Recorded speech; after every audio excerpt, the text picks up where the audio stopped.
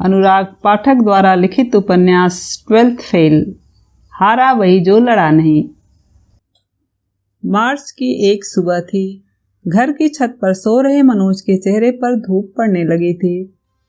कुछ देर करवट बदलने के बाद वह उठकर बैठ गया। उसने देखा कि उसका दोस्त विशु अपनी छत पर गणित के सवाल हल कर रहा था। गणित के सवाल तो मनोज को भी हल करने चाहिए, क्योंकि आज 12th का पहला पेपर गणित का ही है। लेकिन उसे सवाल बिल्कुल समझ नहीं आते। फिर भी उसने पास पड़ी गणित की किताब उठाई और पढ़ने की कोशिश करने लगा। मनोज अपनी तारीफ से बहुत उत्साहित होता है, इसलिए जब उसने देखा कि उसके घर के सामने के कुएं पर मोहल्ले की महिलाएं पानी भर रही हैं, तो उन्हें प्रभावित करने के लिए वह छत पर टहलते हुए गणित के सवाल ऊंची आवाज में पढ़ने लगा। महिलाओं तक उसकी आवाज पहुंच गई। एक महिला उसकी तरफ इशारा करते हुए बोली, हमारो मोड़ा बिल्कुल ना पढ़त। एक मनोज है, रात भर छत पे लालटेन से पढ़त रहतो। अपनी तारीफ सुनने का उसका उद्देश्य पूरा हुआ। उसने व्यर्थ हाथ में पकड़ी किताब किनारे रखकर गुलशन नंदा का उपन्यास जलती चट्टान खोल लिया। रात को 1 बजे तक लालटेन की रोशनी में पढ़ने के बाद भी उसके क्लाइमेक्स के कुछ पेज रह गए थे। उसने 10 मिनट में उपन्यास पूरा किया और बाहर कुएं पर आ गया। महिलाएं अभी भी पानी भर रही थी। एक बुजुर्ग महिला को कुएं से पानी खींचने में कष्ट हो रहा था। मनोज ने उसका कष्ट देखकर उसकी बाल्टी भर दी। पुरस्कार में उसे महिला का आशीर्वाद प्राप्त हुआ। लल्ला, तुम फर्स्ट से पास होएगो। तब तक उसके सहपाठी विशु के पिता पंडित कालीचरण आ गए। गांव के स्कूल में कक्षा 8 तक गणित पढ़ाने वाले पंडित कालीचरण मनोज और उसकी योग्यता को अच्छे से जानते थे। उसे देखते ही वह बोल पड़े, परीक्षा की तैयारी कैसी है मनोज? गणित में पास होना मजाक नहीं है। फिर पंडित जी ने अपने बेटे विशु की तारीफ करना शुरू किया। मैंने तो विशु से कह दिया है कि फर्स्ट डिवीजन से पास नहीं हुआ तो मैं उसकी पढ़ाई बंद कर दूंगा, पर मैं जानता हूँ विशु गणित में होशियार है। उसके मन में पढ़ने की लगन है। मनोज इस सच्चाई को नकार नहीं सका। उसने पंडित जी की मदद के उद्देश्य से उनके हाथ से पानी की बाल्टी ले ली और उनके साथ साथ चलते हुए उनके बेटे की तारीफ की। ताऊ, विशु जैसा होशियार लड़का तो पूरे जिले में ही नहीं है। मुझे तो पूरा भरोसा है कि वो इस बार जिले में फर्स्ट आएगा। यह कहते हुए मनोज की आंखों के सामने उसके पिता की धुंधली छवि आई और फिर अचानक विलीन हो गई। हल्की टीस उदासी के रंग में उसके चेहरे पर दिखाई दी। मुरैना जिला मुख्यालय से 30 किलोमीटर दूर जौरा तहसील से सटे बिलग्राम में दिन की शुरुआत हो चुकी थी। सामान्य सा यह दिन नया सिर्फ इस बात में था कि आज गांव के कुछ लड़के लड़कियां 12th का पहला पेपर देने जा रहे थे। मनोज जब पंडित जी को उनके घर छोड़कर वापस आया तो उसकी मां दरवाजे पर 2 महिलाओं के साथ बातचीत में बंद थी। मनोज द्वारा बुलाए जाने पर मां ने कह दिया, रुक जा, आती हूँ। परीक्षा का समय हो रहा था, इसलिए मनोज तैयार होकर परीक्षा देने के लिए निकल गया। बेटे को जाते देख मां देहरी पर बैठे बैठे चिंतित होकर बोली, रुक जा मोड़ा, रजनी ने रोटी ना बनाई का? खाली पेट पेपर देबे मत जा। मां ने रोटी बनाने का काम 15 साल की बेटी रजनी को सौंप दिया था और खुद को चर्चाओं में व्यस्त कर लिया था। लेकिन मनोज की भूख प्यास आज मर चुकी थी। मनोज ने मां की चिंता को अनसुना कर दिया और गणित की गाइड हाथ में लिए बिना कुछ कहे आगे बढ़ गया। यह गांव तहसील को जिले से जोड़ने वाली सड़क के किनारे बसा था, इसलिए आवागमन की सुविधा की दृष्टि से भाग्यशाली था। हर 10 मिनट में मुरैना से जौरा और जौरा से मुरैना आने जाने वाली बसें इस गांव से गुजरती थी। सुबह के 9 बजे बिलग्राम की पुलिया पर सवारियों की भीड़ बढ़ने लगी। मनोज पुलिया के पास बने मंदिर में हनुमान जी की मूर्ति के सामने जाकर बुदबुदाया, हे हनुमान जी, गणित में बेड़ा पार लगा देना, तुम्हारा ही सहारा है। हनुमान जी से गणित में पास कराने की प्रार्थना करके जब वह पुलिया पर आया तो वहां विष्णु और उसके पिता पंडित कालीचरण पहले से बस का इंतजार कर रहे थे। पुलिया पर बैठे लड़कों में से एक ने मुंह में भरी तंबाकू को थूकते हुए पूछा, पंडित जी, क्या विष्णु को नकल कराने जा रहे हो जौरा? पंडित जी विष्णु को परीक्षा दिलाने ले जा रहे थे। इस तरह का व्यंग सुनकर उन्हें पीड़ा हुई। वह नाराजगी के स्वर में बोले, न तुम लोगों ने कभी स्कूल का मुंह देखा, न किताबें पढ़ी। तुम लोग क्या जानो पढ़ाई क्या होती है। इतना कहकर उन्होंने अपनी नजर घुमाकर उस दिशा की ओर कर ली जहां से बस आने वाली थी। लेकिन हार मानना इस गांव में किसी ने नहीं सीखा था। पुलिया पर बैठे लड़के पंडित जी द्वारा किए गए अपमान से तिलमिला गए। पढ़ के ना थानेदार हो को मास्टर बन के ऐसे ही स्कूल में गिनती पहाड़े बुलवाएंगे। उनमें से एक लड़के ने सड़क के पार बने स्कूल की तरफ इशारा करते हुए कहा।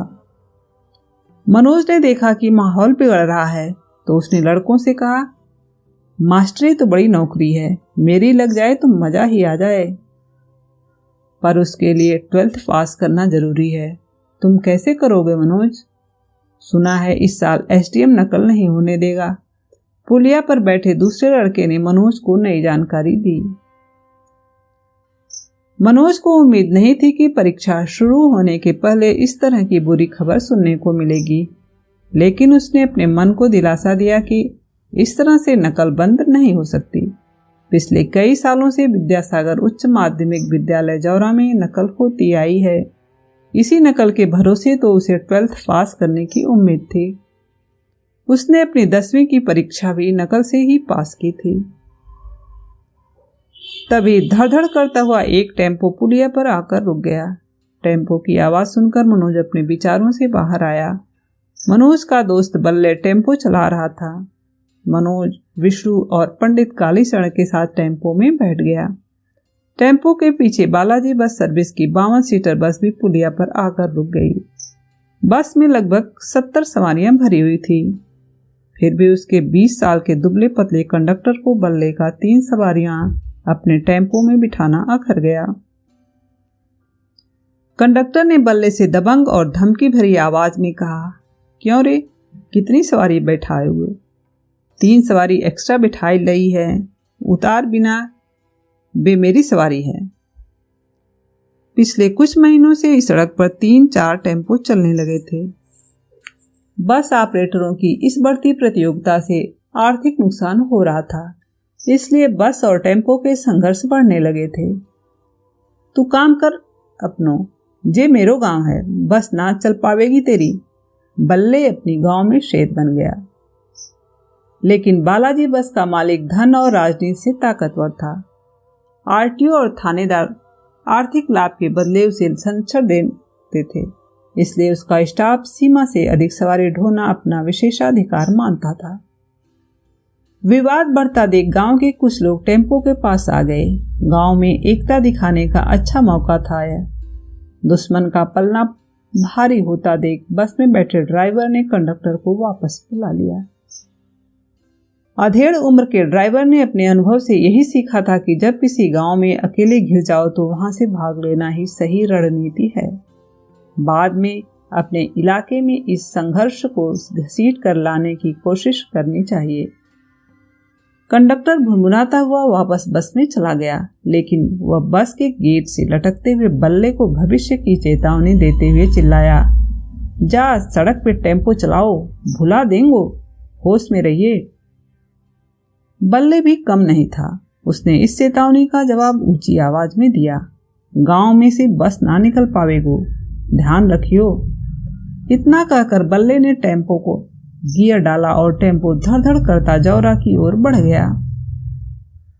स्कूल के गेट के पास टेम्पो से उतरकर मनोज और विष्णु स्कूल चले गए और पंडित कालीचरण अपने बेटे को सुरक्षित स्कूल पहुंचाकर अपने किसी रिश्तेदार के घर की ओर रवाना हो गए। स्कूल के संचालक नरेंद्र सिंह ने बहुत मेहनत के बाद 12th बोर्ड परीक्षा का सेंटर अपने स्कूल में कराया था। अपने स्कूल में सेंटर होने से वह खुलेआम नकल कराने का वादा विद्यार्थियों से कर चुके थे।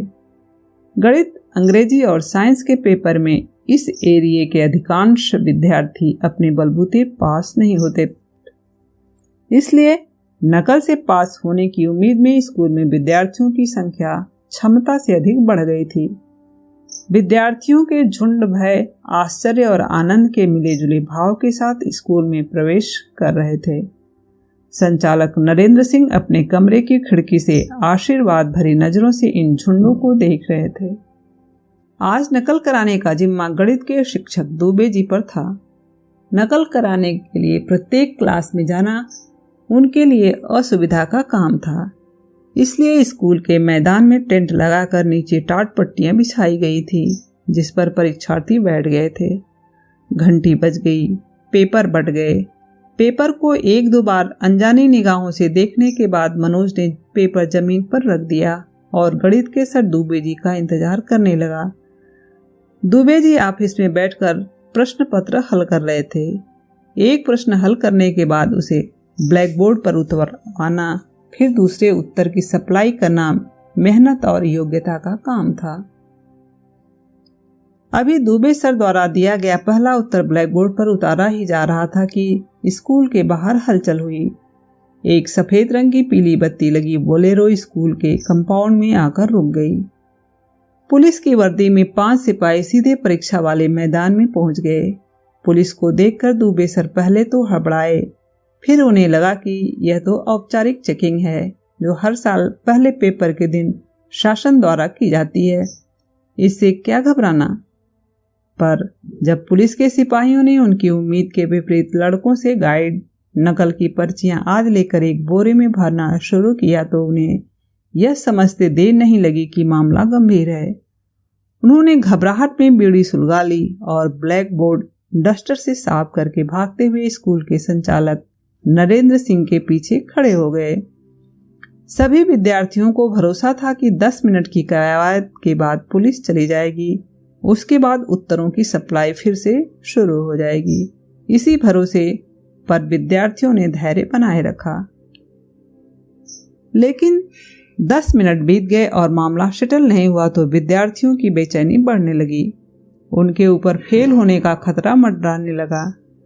आज के इस रंगमंच के केंद्र में खड़े एक युवक की ओर इशारा करते हुए एक लड़का बोला, ये तो एसडीएम दुष्यंत सिंह हैं। दुष्यंत सिंह ने नरेंद्र सिंह से कहा, आपको शर्म आनी चाहिए, आप खुलेआम नकल करा रहे हैं। घबराए हुए लड़के और अधिक घबरा गए। एक सरकारी अधिकारी की ताकत देखकर मनोज को आश्चर्य हो रहा था। एसडीएम का रुतबा गजब का था। हमेशा अपनी दबंगई में रहने वाला जौरा थाने का थानेदार कुशवाहा भी अपने से आधी उम्र के एसडीएम के सामने हाथ बांधे खड़ा था। नकल के इंतजार में बैठे लड़के एसडीएम को कोस रहे थे। नरेंद्र सिंह को समझ नहीं आ रहा था कि उनकी नकल की जमी जमाई सेटिंग एसडीएम ने कैसे बिगाड़ दी। नरेंद्र सिंह ने स्कूली शिक्षा के ज्वाइंट डायरेक्टर को फोन लगाकर एसडीएम की करतूत कह सुनाई। ज्वाइंट डायरेक्टर एसडीएम की कार्यप्रणाली से परिचित था। उसने कहा, दुष्यंत सिंह का कोई इलाज नहीं है। ऐसे अधिकारी ही होते हैं जिन्हें जमी जमाई व्यवस्था को उजाड़ने में मजा आता है। जौरा के बुरे दिन आ गए। मैदान उजड़ गया। विद्यार्थी चले गए। कापियां खाली छूट गई। पर जुझारू मनोज ने अपनी कापी खाली नहीं छोड़ी। उसने सुना था कि कापी भरने से भी पास हुआ जा सकता है, इसलिए उसने पेपर में पूछे गए सवालों को ही उत्तर पुस्तिका में बार बार लिखकर उसे भर दिया। वह प्रश्नों के बीच बीच में इति सिद्धम लिखता जा रहा था, जिससे यदि चेकर चाहे तो वह इति सिद्धम मात्र पढ़कर सवाल को सही मान सकता है। अंत में उसने चेकर से निवेदन भी किया कि उसकी दादी का स्वास्थ्य खराब होने के कारण वह ठीक से पढ़ाई नहीं कर सका था, इसलिए यदि उसे पास कर दिया जाए तो वह हमेशा उनका एहसान मानेगा। मनोज की परीक्षा का रिजल्ट अभी नहीं आया था। एक सुबह बल्ले के घर के दरवाजे पर गांव में क्रिकेट खेलने वाले लड़के जमा हो गए। मनोज भी इस टीम का अच्छा खिलाड़ी माना जाता था। वह शॉट मारने के लिए नहीं बल्कि बाल को रोकने में माहिर था। जब टीम जल्दी जल्दी आउट होती थी तब वह क्रीज पर जाकर विकेट गिरने से रोक सकता था। बल्ले ने लड़कों से कहा, आज जौरा में टूर्नामेंट है, 100 रुपये एंट्री फीस है, 10 रुपये की बॉल आएगी, इसलिए सबको 10-10 रुपये देने हैं। मनोज जानता था कि उसके लिए 10 रुपये जुटाना इतना आसान नहीं है। 7 महीने पहले अक्टूबर में पापा डिंडोरी से आए थे, तब माँ को 10,000 रुपये दे गए थे। 7 महीने में सब रुपये खर्च हो गए। तब से न पापा आए न ही उन्होंने तनख्वाह भेजी। मम्मी अब उधार मांगकर घर चला रही हैं। इसी भरोसे घर चल रहा है कि पापा के आने के बाद सब ठीक हो जाएगा। क्रिकेट की मीटिंग में अचानक मनोज के सामने उसके घर की दीनहीन और जर्जर दशा का दृश्य आ गया। घर में घुसने से पहले उसने देखा कि मम्मी पड़ोस की ताई से उनके दरवाजे पर बात कर रही हैं। छोटा भाई कमलेश घर में नहीं है, या तो वह सड़क किनारे पुलिया पर बैठा होगा या बिना कहे जौरा निकल गया होगा। निरुद्देश्य आवारा घूमना ही उसका शौक है। मम्मी की बैठक खत्म हो गई थी, उन्हें मजबूरन घर आना पड़ा। मनोज ने पूछा, मम्मी 10 रुपया दे रही हैं क्या? मैच खेलबे जानो है। मम्मी ने चिढ़ते हुए उत्तर दिया, मुझ पे ना है पैसा। तेरे बाप ने तो 7 महीना से मुंह ना दिखाओ, मैं उधार मांग के घर चलाए रही हूं। मनोज को लगने लगा कि उसका खेलना अब मुश्किल है, लेकिन मन की निराशा को दूर करते हुए उसने किसी उम्मीद के भरोसे सफेद मटमैले पड़ चुके कपड़े के जूते पहने और लगभग दौड़ते हुए टीम के पास पहुंच गया। जौरा के मंडी मैदान पर टूर्नामेंट का आयोजन रखा गया था।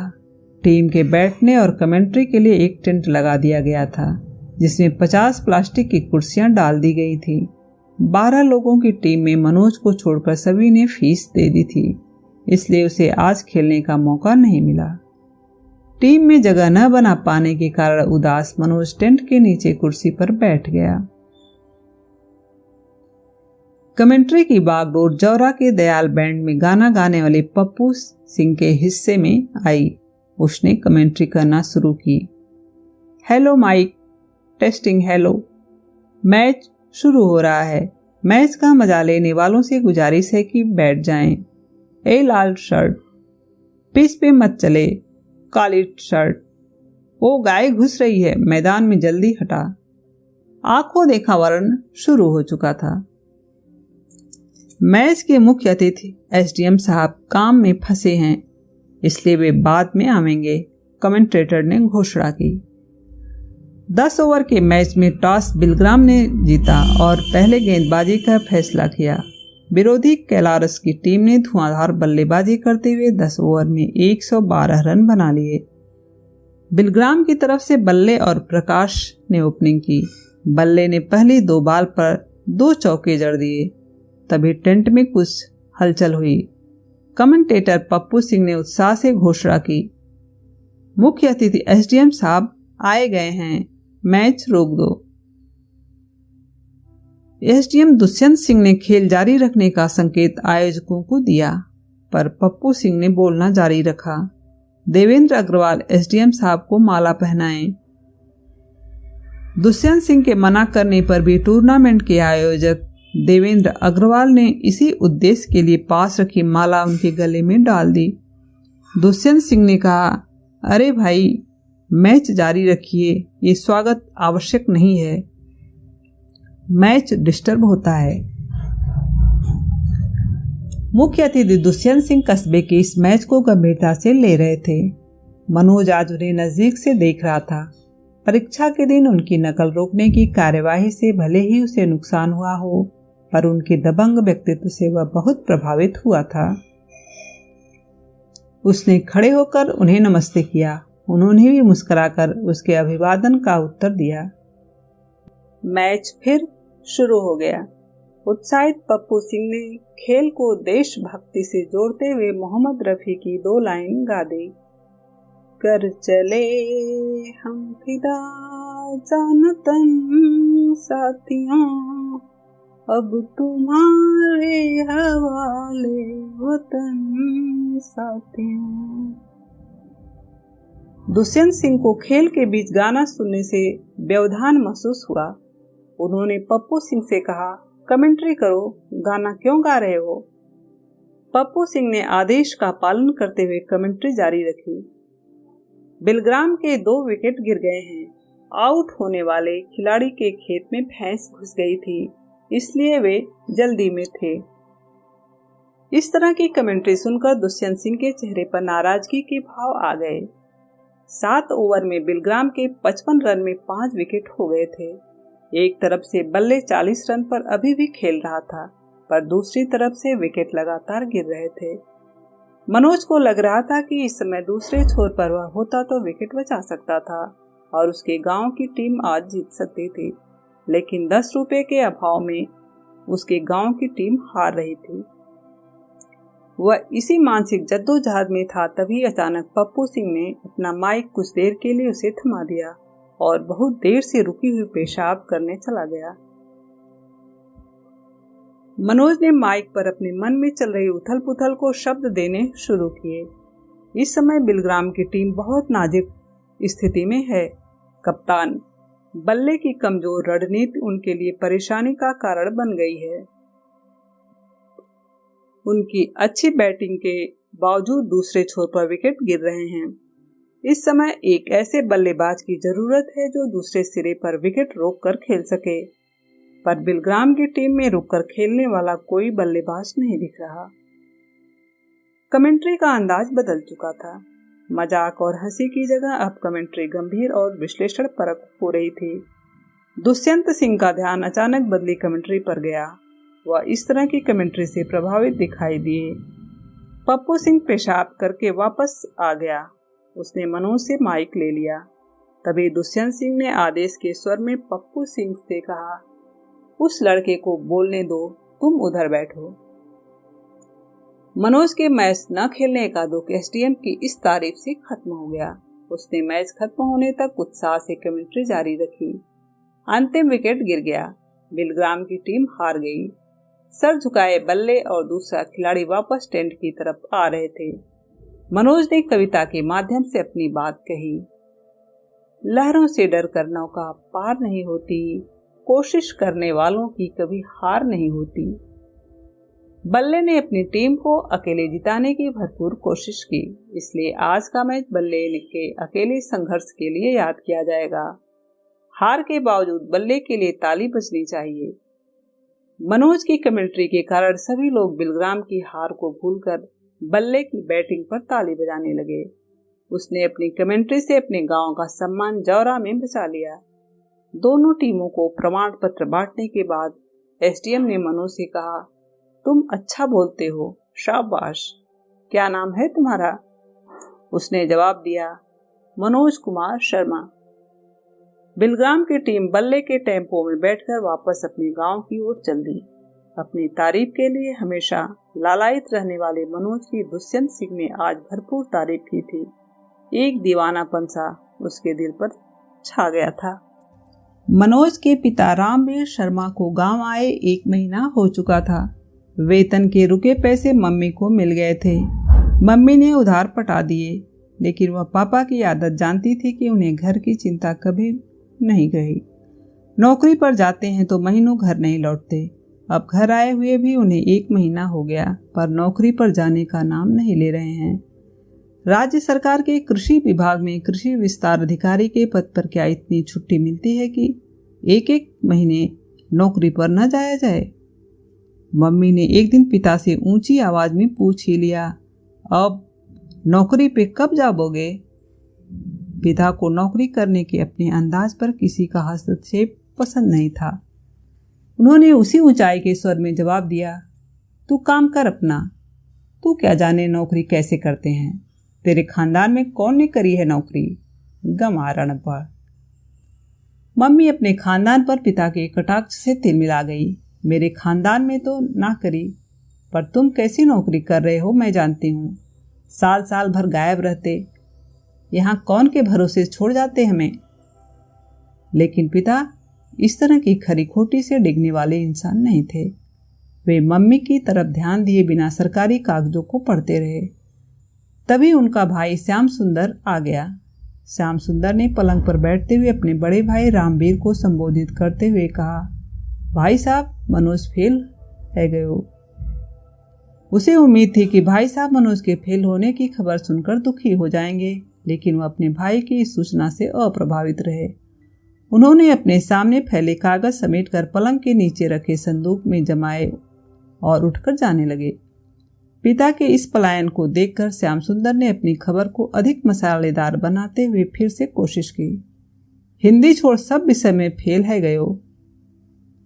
पिता को देखकर लग रहा था कि उन्हें अपने बेटे के फेल होने की नहीं, किसी अपरिचित के फेल होने की खबर दी जा रही है। सुख दुख क्रोध विषाद से परे उनका चेहरा पूर्ववत जड़ बना रहा। फेल पास, यश अपयश, उन्नति अवनति, हानि लाभ से परे था उनका व्यक्तित्व। उन्होंने श्याम सुंदर को अनसुना कर बक्से में छोटा सा ताला लगाया, उसे एक दो बार हिलाकर देखा और बक्से को पलंग के नीचे सरका कर बाहर जाने लगे। श्याम सुंदर मनोज के फेल होने जैसे रोचक विषय पर शायद लंबी चर्चा चाह रहा था, इसलिए उसने फिर से कोशिश की। गणित, फिजिक्स, केमिस्ट्री में 10 नंबर भी ना छू पाए हो।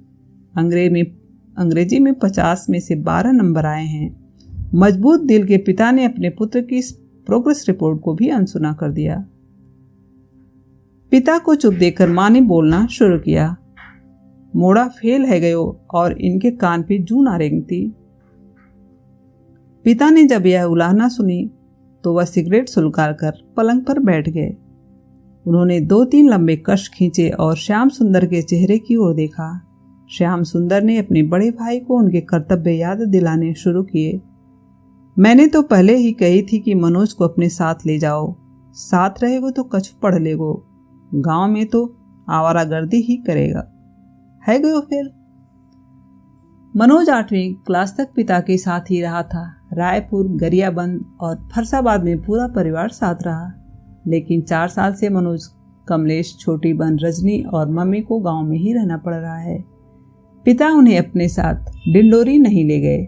मनोज ने पढ़ाई के लिए सबसे जरूरी 4 साल गांव में रहकर बर्बाद किए। कमलेश को पढ़ाई में कोई रुचि नहीं थी, उसने तो 8वीं के बाद ही पढ़ाई छोड़ दी थी। रजनी तो लड़की थी, पिता की नज़र में उसे पढ़ाई की कोई ज़रूरत ही नहीं थी। पिता को अब श्याम सुंदर के इस तरफ का डिस्कशन में बिल्कुल रुचि नहीं रही। उन्होंने पलंग पर बैठे बैठे सिगरेट की राख झाड़ी और भारी आवाज में निष्कर्ष वाक्य बोला, अगले साल है जाओगे पास। इतना कहकर वह लापरवाही और झूमती हुई चाल से सीढ़ियों से उतरने लगे। उतरते उतरते उन्होंने मम्मी से कहा, 10 बज गए, नाश्ता कब बनावेगी? भूख से मारबे को विचार है का? मनोज को जब पता चला कि वह हिंदी को छोड़कर सभी विषयों में फेल हो गया है तो वह दुखी होकर पुलिया के किनारे हनुमान जी के मंदिर में बैठा काफी देर तक आंसू बहाता रहा। हिंदी के पेपर में उसे 100 में से 62 नंबर मिल गए थे। हिंदी सरल होने के अलावा उसकी रुचि का विषय भी था। उसे उपन्यास, कविता और कहानियां पढ़ने का शौक था, लेकिन हिंदी अकेले उसका बेड़ा पार नहीं लगा सकती थी। अंग्रेजी ने भी धोखा दिया था। माई बेस्ट फ्रेंड पर ऐसे लिखते समय केवल पहली लाइन उसने ठीक लिखी थी, my best friend is Rakesh. इसके बाद उसे गलत स्पेलिंग और टेंस का सहारा लेना पड़ा। वह 2-3 लाइन के आगे नहीं लिख पाया। मंदिर से बाहर निकलकर वह अपने दोस्त राकेश के घर चला गया। दुखी मनोज को राकेश ने सांत्वना देते हुए कहा, अब तो दिन भर है गयो, कब तक मुंह लटकाए रहेगो? विश्व फर्स्ट डिवीजन से पास हो गया था। उसे अपने पास होने की खुशी थी, पर मनोज को सांत्वना देना भी उसकी मजबूरी थी। उसने मनोज से कहा, मैंने तो पहले ही कही थी कि पढ़ ले, नकल को कोई भरोसा ना है। मनोज ने विश्व की समझाइश का उत्तर देते हुए कहा, मोई समझ ही ना आते गणित के सवाल, कैसे पढ़ लूं? तीनों मित्र बातें करते करते मनोज के दरवाजे के सामने कुएं पर पहुंच गए। कुएं पर महिलाएं पानी भर रही थी। बूढ़ी महिला ने मनोज से कहा, ए लल्ला, तू आ गयो, नेकू बाल्टी खींच दे। मनोज के द्वारा बाल्टी खींचने के बाद आदत के अनुसार बूढ़ी महिला ने अपना रटा रटाया आशीर्वाद उसे दे दिया। लल्ला, तू फर्स्ट ते पास होएगो। मनोज ने आशीर्वाद सुना तो निराश फीकी हंसी उसके होठों पर आ गई। पास खड़े चाचा श्याम सुंदर ने भी बुढ़िया का आशीर्वाद सुन लिया। उनसे नहीं रहा गया। उन्होंने आसपास खड़े लोगों को सुनाते हुए तेज आवाज में बोलना शुरू किया, अरे ताई, अब का फर्स्ट आवेगो? मनोज तो पास ना हो पायो, फर्स्ट की तो बात दूर। मनोज अपने इस सार्वजनिक अपमान से आहत हो गया, लेकिन राकेश के दिमाग में बहुत देर से एक बात रुकी हुई थी।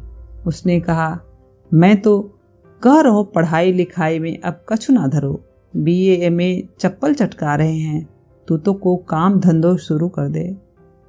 मनोज को राकेश का विचार अच्छा तो लगा, पर वह अपने घर की आर्थिक स्थिति जानता था।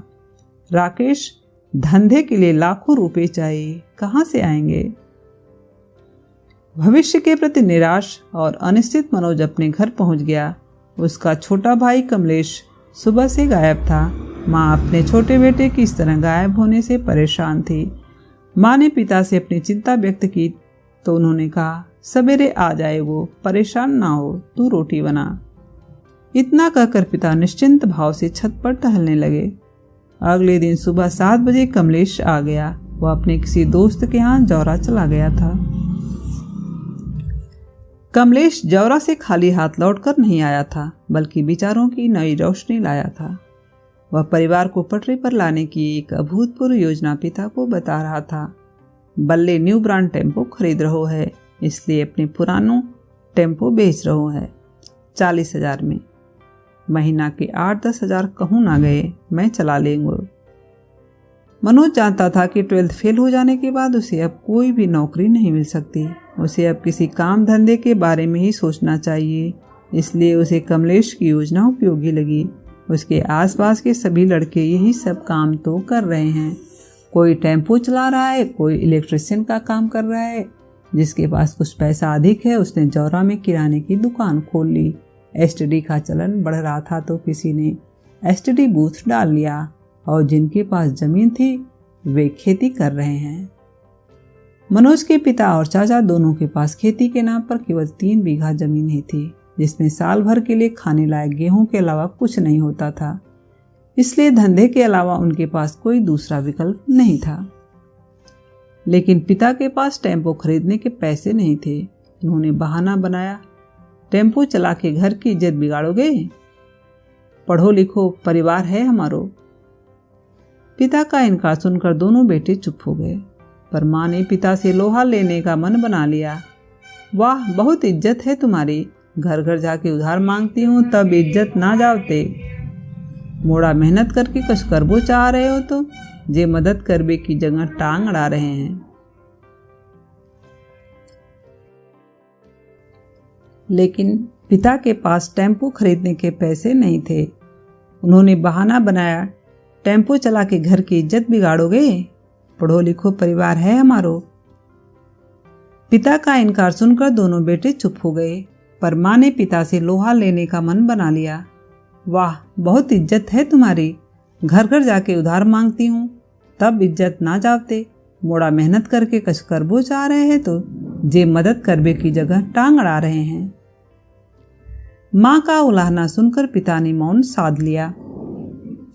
अगले दिन सुबह जब माँ ऊपर कमरे में गई तो उसने देखा कि पिता बैग में कपड़े जमा रहे हैं।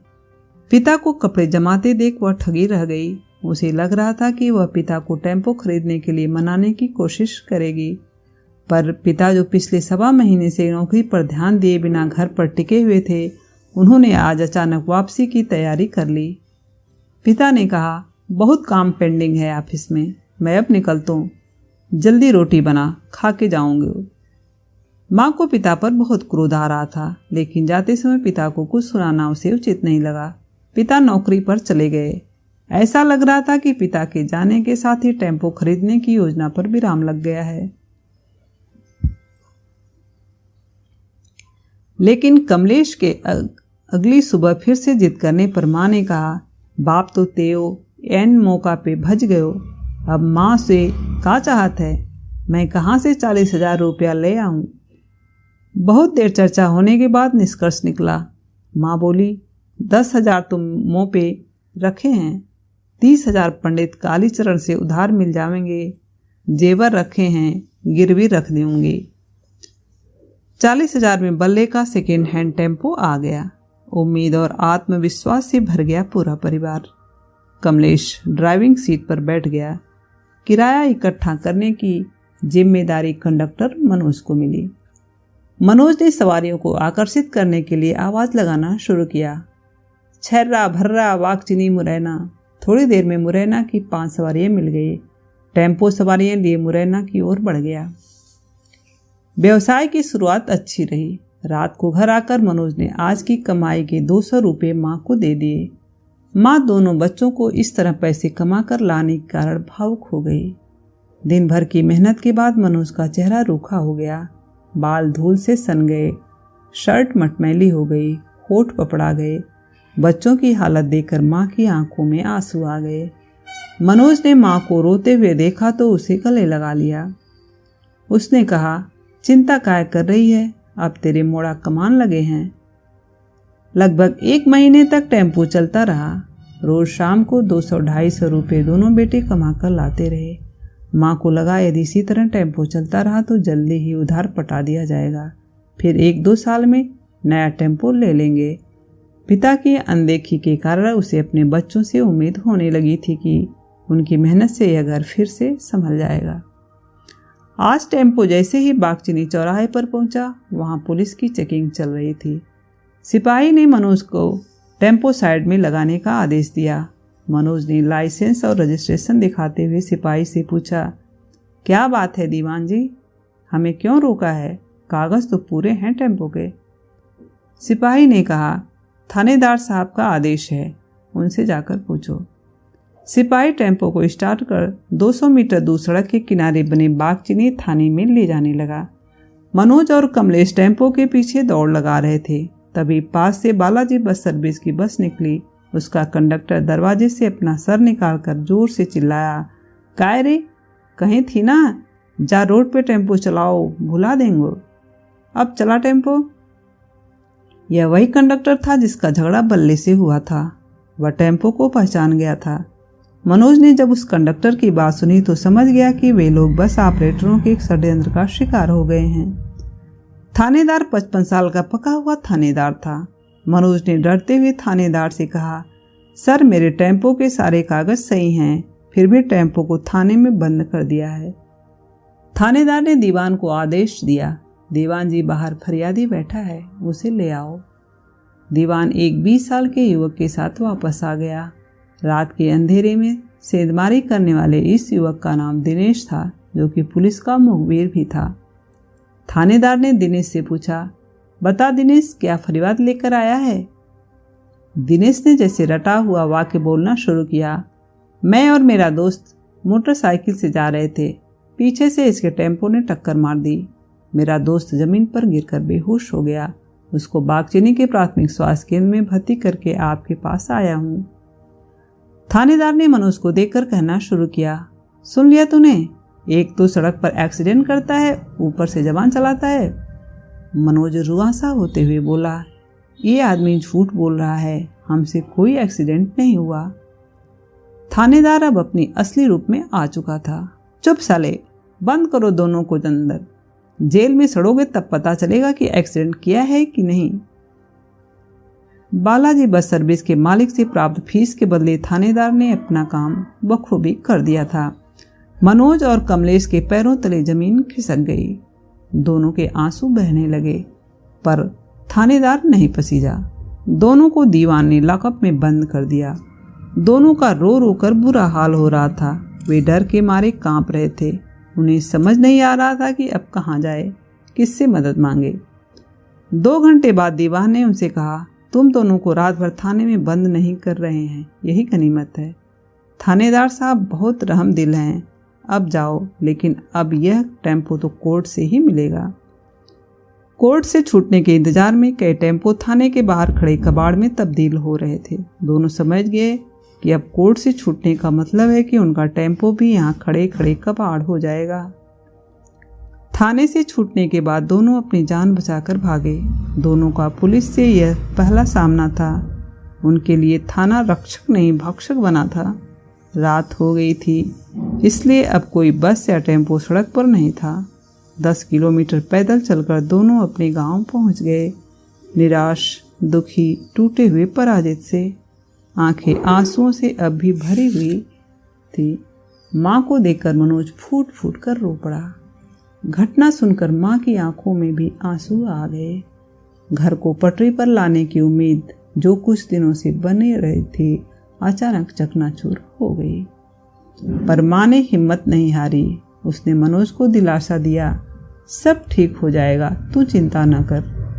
रात भर मनोज छत पर पड़ा रहा। उसे नींद नहीं आई। जागता रहा वह सारी रात।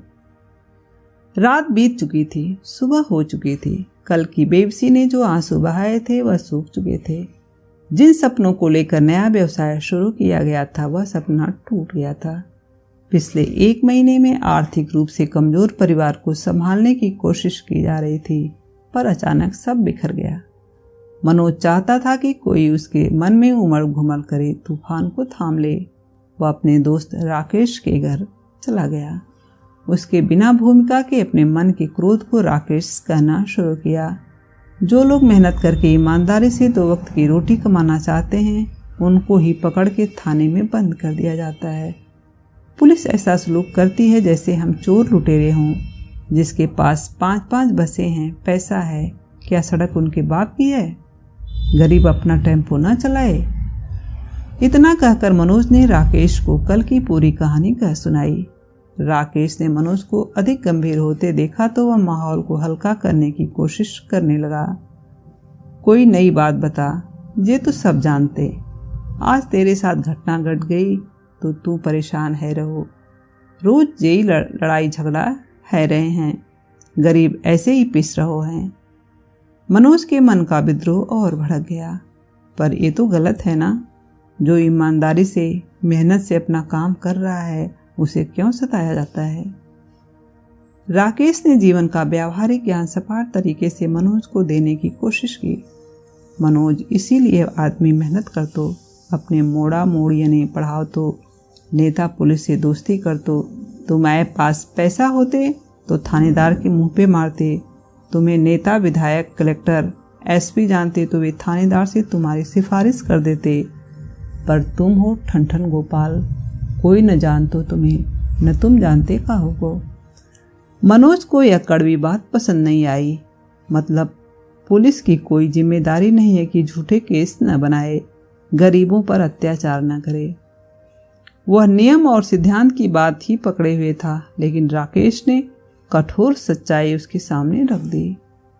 तेरे जैसे लोग गाड़ीबाजी ना कर सकत, सवारी बिठाने के चक्कर में गोली भी चल सकती है। पिछले महीना जौरा पुलिया पे चली ना हती गोली, एक टेम्पो वाले की जांग में धली हती। तू रहन दे, लड़ाई झगड़ा, पुलिस कचहरी, सड़क पे मारपीट जेते बस के ना है। मनोज कल से जिस घटना के कारण इतना परेशान था, उस घटना को राकेश ने बहुत ही चलताऊ और रोजमर्रा की घटना मान लिया। पर थानेदार की शक्ल याद कर के मनोज को रह रह कर क्रोध आ जा रहा था। पर मैं उस थानेदार को भूल नहीं सकता। राकेश भी अपने सिद्धांत पर डटा रहा। तो ना भूल, सब थानेदार ऐसे ही होते हैं, राजा हरिश्चंद्र ना हो। कुछ अच्छे भी होंगे जो सही काम करते होंगे, झूठे केस नहीं बनाते होंगे, कानून के रक्षक होंगे। मनोज के मन ने कल्पना की। मनोज की व्यथा अंधकार में प्रकाश की खोज कर रही थी। कहीं से वह आश्वासन चाहता था कि न्याय की पक्षधरता अभी जिंदा है। पर राकेश यह तसल्ली किसी तरह देने को तैयार न था। अच्छे थानेदार मैंने तो ना सुने, पर मैंने सुनो है कि एसडीएम दुष्यंत सिंह गरीबन की सुनतो हैं, ईमानदारी से काम करतो हैं, बड़ी तारीफ सुनी है। तू तो एसडीएम दुष्यंत सिंह से मिल ले, हो सकत है टेम्पो छूट जाए। मनोज को राकेश की यह सलाह पसंद आई। दुष्यंत सिंह के नाम से उसे उम्मीद दिखने लगी। जौरा तहसील कार्यालय में भीड़ पड़ने लगी थी। मनोज और कमलेश अपना टेम्पो छुड़वाने के लिए एसडीएम दुष्यंत सिंह से मिलने तहसील पहुंच गए। मनोज को समझ नहीं आ रहा था कि वह टेम्पो छुड़वाने के लिए कैसे सिफारिश करेगा। संकोच के कारण उसकी हिम्मत नहीं हो रही थी। दुष्यंत सिंह तो उसकी कमेंट्री की तारीफ कर रहे थे, उसे योग्य मान रहे थे। टेम्पो की सिफारिश करने पर तो उसकी असलियत ही खुल जाएगी। मनोज यह सोच ही रहा था कि दरबान ने उसे एक पर्ची पकड़ा दी। जिस पर अपना नाम और एसडीएम से मिलने का कारण लिखना था। उसने पर्ची पर अपना नाम लिख दिया, लेकिन मिलने का कारण कॉलम में टेम्पो छुड़वाना है, ऐसा वह नहीं लिख सका। उसे लग रहा था कि ऐसा लिखने से दुष्यंत सिंह उसे मिलने के लिए अंदर बुलाएंगे ही नहीं। मनोज उनकी नज़र में योग्य ही बना रहना चाहता था, इसलिए उसने पर्ची पर मिलने का एक अलग ही कारण लिख दिया, कैरियर और पढ़ाई पर चर्चा करना है। मनोज को लगा कि ऐसा लिखने से दुष्यंत सिंह उसे पढ़ाई में होशियार स्टूडेंट समझेंगे और उससे अच्छे से बात करेंगे। उसने सोचा कि मौका मिलते ही वह उनसे टेम्पो छुड़वाने की बात भी कर लेगा। मनोज इसी उधेड़-बुन में गेट पर खड़ा था कि उसे अंदर बुला लिया गया। अंदर उसने देखा कि दुष्यंत सिंह एक ऊंचे डाइस के पीछे बैठे हैं। उनका रीडर आज के केस की फाइलें उनके टेबल पर रख रहा है। दुष्यंत सिंह ने मनोज को देखकर अपने स्टाफ से कहा, ये मनोज है, जौरा का बेस्ट कमेंटेटर। प्रशासन और वकीलों के बीच होने वाले अगले संडे के मैच में मनोज ही कमेंट्री करेगा। मनोज को उम्मीद नहीं थी कि उसे इतनी इज्जत मिलेगी। उसका मन गर्व से भर गया। कमलेश भी अपने मन की खुशी छुपा न सका और फुसफुसाते हुए उसके कान में बोला, मुझे लगता है कि अपना टेम्पो छूट जाएंगे। एसडीएम तो जान तो है। मनोज ने उसे चुप रहने का इशारा किया। तभी दुष्यंत सिंह ने कहा, आज पहली बार कोई मेरे पास बिना सरकारी काम के आया है, नहीं तो यहाँ बंदूक के लाइसेंस या जुआ सट्टा में पकड़े लोगों को छुड़ाने की सिफारिश के लिए ही लोग आते हैं। इतना कहकर वह हंसते हुए फाइल देखने लगे। रीडर फाइल की ओर इशारा करता हुआ बोला, सर, यह बागचीनी थाने का केस है, शांति भंग करने का। बागचीनी थाने के थानेदार यादव ने शांति भंग करने के अपराध में एक 40 साल के आदमी को पकड़ दिया था। एक दिन के अरेस्ट के बाद आगे प्रतिबंधात्मक कार्यवाही के लिए उसे एसडीएम कोर्ट में प्रस्तुत किया। एसडीएम को यह निर्णय लेना था कि पकड़ा गया व्यक्ति वास्तव में अपराधी है या नहीं। दोनों भाइयों ने देखा कि बागचीनी थाने का थानेदार एसडीएम को सैल्यूट करके खड़ा रहा, बैठा तक नहीं। इसी थानेदार ने टेम्पो पकड़ रखा था। इसी थानेदार की शिकायत लेकर दोनों आए थे। एसडीएम ने थानेदार से पूछा, बताइए थानेदार साहब, क्या मैटर है?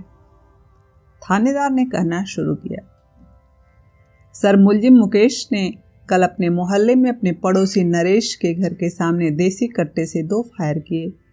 पुलिस चाहती है कि लोग शांति भंग करने वाले मुकेश को जेल भेज दिया जाए। कोई गवाह है तुम्हारे पास? एसडीएम ने थानेदार से पूछा। जी सर, इतना कहकर थानेदार ने गवाह को बुलाया। गवाह को देखकर दोनों भाई चौंक गए। कमलेश ने मनु से कहा, ये तो वही दिनेश है, टेम्पो से एक्सीडेंट की झूठी शिकायत इसी ने की थी। अब मैं समझो, ये आदमी तो थानेदार को पालतू कुत्ता है। झूठी गवाही दे के केस बनवाओ तो मतलब आज को केस भी झूठो है। मुकेश बुरो फंसो। थानेदार तो अब मुकेश को जेल पहुंचा के मानेगो। आरोपी मुकेश पर दोनों को दया आने लगी। दिनेश ने एसडीएम के सामने अपनी रटी रटाई गवाही दे दी। सर, मैं शाम को मजदूरी करके साइकिल पर जा रहा था, तभी मैंने देखा कि इस आदमी ने एक घर के सामने देसी कट्टे से फायर कर दिया। मनोज की इच्छा हुई कि वह एसडीएम से कह दे कि यह गवाह झूठा और मक्कार है, इसका काम ही है झूठी गवाही देना। थानेदार भी बहुत बेईमान और लालची है, झूठे केस में लोगों को फंसाता है, पर वो कुछ कह नहीं पाया। एसडीएम ने आगे की कार्रवाई जारी रखते हुए आरोपी मुकेश से पूछा, तुम्हें अपनी सफाई में कुछ कहना है मुकेश, या तुम्हें जेल भेज दें?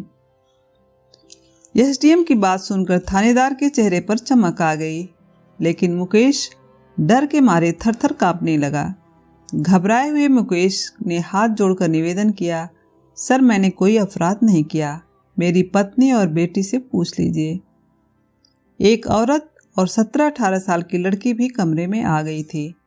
औरत ने रोते हुए कहा, हुजूर, ये बिल्कुल निर्दोष हैं। वो तो नरेश ने धमकी दी थी कि इन्हें जेल भिजवा के दम लेगा। साल भर पहले नरेश को 10,000 रुपये उधार दिए थे। कई बार मांगने पर भी उसने वापस नहीं दिए। अब पुलिस में फंसाए गए हमें। मनोज को इस केस में अपना केस नजर आने लगा, जिससे बाहर निकलने का कोई रास्ता थानेदार ने नहीं छोड़ा था। औरत की बात सुनकर एसडीएम ने गवाह से पूछताछ शुरू की। गवाह दिनेश, थोड़ा आगे आ जाओ, तुम्हारी शक्ल ठीक से नहीं दिख रही। दिनेश ने अपनी पतली शुतुरमुर्ग जैसी झुकी हुई गर्दन ऊंची की, पर उसकी आंखें एसडीएम से नहीं मिल पा रही थी। उन्होंने कठोरता से पूछा, गर्दन ऊपर करके जवाब दो, महीने में कितने घरों में चोरी करते हो? दिनेश के चेहरे पर पसीना छलक आया। कुछ देर पहले तक निश्चिंत खड़ा थानेदार भी असहज महसूस करने लगा। मनोज को समझ नहीं आया कि एसडीएम केवल शक्ल देखकर दिनेश की असलियत कैसे जान गए। उनकी तीक्ष्ण बुद्धि और आदमी की पहचान पर मनोज को आश्चर्य हुआ। मुकेश की तरफ इशारा करते हुए एसडीएम ने दिनेश से पूछा, कहाँ गोली चलाई थी इसने? सर, नरेश के घर पर, दिनेश ने कहा। क्या तुम नरेश को पहले से जानते थे? एसडीएम, नहीं हजूर, दिनेश ने जवाब दिया। फिर तुम्हें कैसे पता कि वह नरेश का घर है? दुष्यंत सिंह ने दिनेश से पूछा। इस प्रश्न से सकबकाए दिनेश ने थानेदार की तरफ देखा। थानेदार के पास भी कुछ कहने को नहीं था। दुष्यंत सिंह के सवालों के चक्रव्यूह में झूठा गवाह दिनेश फंस गया था। उसकी कलई खुल गई। मनोज को अब सच्चाई जीतती हुई दिख रही थी। थानेदार की बेईमानी और षड्यंत्र पराजित होता हुआ दिख रहा था। दुष्यंत सिंह ने अब थानेदार से कहा, यादव जी, आप भी जानते हैं और मैं भी जानता हूं कि यह केस आपके द्वारा रचा गया झूठा केस है। इस गवाह ने कोई भी घटना होते हुए नहीं देखी। यह झूठ बोल रहा है। इतना सुनते ही मनोज की इच्छा हुई कि खड़े होकर तालियां बजा दे। आज एक ईमानदार सरकारी तंत्र ने एक बेईमान सरकारी तंत्र को कटघरे में खड़ा कर दिया था। टेम्पो पकड़े जाने के बाद से उसके मन में यही बात चल रही थी कि गरीबों और कमजोरों का कौन भक्षक होगा। यदि किसी के पास पुलिस को देने के लिए पैसा नहीं है तो उसे कभी भी थाने में बंद कर दिया जाएगा। आज दुष्यंत सिंह ने गरीबों पर होने वाले अत्याचार को एक झटके में खत्म कर दिया। कोई तो है जो ढाल बनकर खड़ा है, सच्चाई के पक्ष में, झूठ के विरुद्ध। दुष्यंत सिंह ने अपने रीडर को ऑर्डर लिखवाया। केस समाप्त किया जाता है। मुकेश ने कोई अपराध नहीं किया है, उसे छोड़ा जाए। इस गवाह पर झूठी गवाही का केस चलाने के लिए पुलिस को निर्देश दिया जाता है। पुलिस विभाग को लिखा जावे कि थानेदार यादव पर फैब्रिकेटेड केस के लिए डिपार्टमेंटल इंक्वायरी चलाई जाए। इतना कहकर उन्होंने केस की ऑर्डर शीट पर साइन करके फाइल रीडर के पास अपनी टेबल के नीचे पटक दी। मनोज इस केस को देखकर अभिभूत हो गया। उसे उम्मीद नहीं थी कि इतनी जल्दी कोई व्यक्ति सच और झूठ का निर्णय कर सकता है। इतनी जल्दी किसी झूठे और मक्कार आदमी को सजा मिल सकती है। इतनी जल्दी किसी सच्चे और मजबूर आदमी को न्याय मिल सकता है। वह अपने टेम्पो की सिफारिश को भूल गया। वह तो आनंद और आश्चर्य की अलग ही दुनिया में पहुंच गया था। मनोज, तुम अपने कैरियर के बारे में बात करना चाहते थे? दुष्यंत सिंह उसके आने का कारण भूले नहीं थे। जी सर, मनोज ने जैसे किसी स्वप्न से जागते हुए कहा। क्या लक्ष्य है तुम्हारा मनोज? तुम क्या बनना चाहते हो? दुष्यंत सिंह ने पूछा। सर, मैं आप जैसा बनना चाहता हूँ। दुष्यंत सिंह के सम्मोहन के जादू में बंधे मनोज के मुंह से निकल पड़ा। पर 12th फेल मनोज को पता नहीं था कि कैसे बनते हैं एसडीएम। वह तो बस उस पद के आकर्षण में बंध सा गया था। बहुत बढ़िया। लक्ष्य हमेशा ऊंचा बनाना चाहिए। अगर कोई ठान ले तो कुछ भी असंभव नहीं। किस क्लास में पढ़ते हो तुम? कुछ देर पूर्व सपनीली डगर पर ले जाने वाले मनोज को दुष्यंत सिंह ने अचानक कठोर कांटों वाले यथार्थ पर लापटका। सर, अभी 12वीं की परीक्षा पास की है। मनोज ने अपने आदर्श से झूठ बोल दिया। उसे लगा कि यदि उसने सच बोला कि कुछ दिन पहले ही वह 12th में फेल हुआ है और टेम्पो छुड़वाने की सिफारिश करने आया है तो शायद वह उसे अपने पास बैठने के लिए भी नहीं कहते। अपनी हीनता को झूठ के सहारे वह मिटाना चाह रहा था। मनोज, स्टेट सर्विस में जाने के लिए पीएससी की परीक्षा देनी पड़ती है। पीएससी में सिलेक्ट होकर डिप्टी कलेक्टर बनते हैं। सब डिवीजन में काम करने वाले डिप्टी कलेक्टर को एसडीएम कहते हैं। दुष्यंत सिंह ने बहुत सरल तरीके से उसे समझाया। सर कैसे पास करते हैं पीएससी? मनोज किसी रहस्यमयी राह पर आगे बढ़ रहा था। अपनी पसंद के 2 विषय लेकर परीक्षा देनी पड़ती है, साथ में जनरल नॉलेज का भी पेपर होता है, दुष्यंत सिंह ने कहा। मनोज को यह जानकर अच्छा लगा कि पीएससी में गणित और अंग्रेजी का बहुत बड़ा रोल नहीं है। दुष्यंत सिंह ने बताया कि उन्होंने मैकेनिकल से इंजीनियरिंग करने के बाद हिंदी साहित्य और इतिहास विषय पर लेकर पीएससी परीक्षा पास की थी। इसके बाद वह पीएससी की परीक्षा पद्धति और पढ़ाई के तरीके के बारे में देर तक मनोज को बताते रहे। कुछ महीने पहले 12th में फेल हुए निराश मनोज को दुष्यंत सिंह ने दूर झिलमिलाता हुआ धुंधला सा कोई सपना सौंप दिया। उस सपने को मन में बसाए वह अपने घर लौट आया। टेम्पो को छुड़ाने की कोई सिफारिश नहीं हो पाई। कमलेश पूरे रास्ते उसको गालियां देता रहा। उत्साहित मनोज राकेश के घर पहुंच गया। विश्रु भी वहीं बैठा हुआ था। मनोज ने अपने मन की इच्छा राकेश से कह दी। राकेश, मेरी इच्छा दुष्यंत सर जैसा एसडीएम बनने की है। राकेश भैंस का गोबर उठाकर डलिया में डालते हुए मनोज से बोला। तो बन जाएगो, इसमें कौन सी बड़ी बात है। ऊपर से को ना आवते, आदमी ही बनते हैं एसडीएम। विश्रु को कुछ दिन पहले ही 12th फेल हो चुके मनोज के मुंह से इतनी बड़ी इच्छा सुनकर हंसी आ गई। वह जोर जोर से ताली बजाकर हंसने लगा। फिर उसने दोनों को सुनाते हुए कहा, मनोज तू अपनी औकात में रहकर बात कर। डिप्टी कलेक्टर तो बहुत बड़ी बात है, तू तो क्लर्क भी नहीं बन सकता। 12th पास कर नहीं पाए तुम, चले डिप्टी कलेक्टर बनने। आदमी को उतने बड़े सपने ही देखने चाहिए जितनी उसकी हैसियत हो। विश्रु ने मनोज के मन में पल रहे सपने को चकनाचूर करने की कोशिश की। यह बात सुन मनोज का स्वप्न भंग हो गया। उसे लगा कि जो लड़का 12th में ही फेल हो गया हो, क्या उसे इतने बड़े स्वप्न देखने का हक है। निराश मनोज सिर झुकाकर बैठ गया। लेकिन राकेश विश्रु की बातों से अप्रभावित रहा। उसने गोबर की दूसरी खेप डलिया में डालते हुए कहा, मैं तो अब भी यही कहूँगा कि आदमी मेहनत करेगो तो कछु भी बन सकतो है। विश्रु को राकेश की बात में अपनी पराजय महसूस होने लगी। उसने राकेश पर व्यक्तिगत आक्रमण करने का मन बना लिया। राकेश, तू क्या जाने पढ़ाई लिखाई की बातें, तू तो गोबर उठा। मैं 12th में फर्स्ट क्लास पास हुआ हूँ।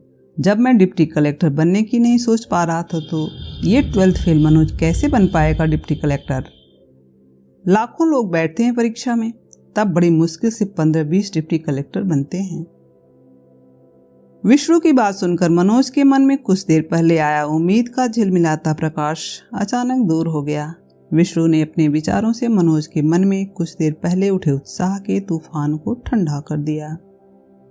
मैं तो अनपढ़ गवार हूँ, मैं तो जो समझ आतो है बोल देता हूँ, तो बुरो ना मान। विश्रु, राकेश ने पराजय स्वीकार करने के भाव से कहा। अपनी विजय से प्रसन्न विश्रु ने मनोज को सलाह दी। देख मनोज, तू इस जन्म में तो 12th पास करना पावेगो, इसलिए मैं तुझे सही सलाह देता हूँ। अपने गांव में नाश्ते की अच्छी दुकान नहीं है।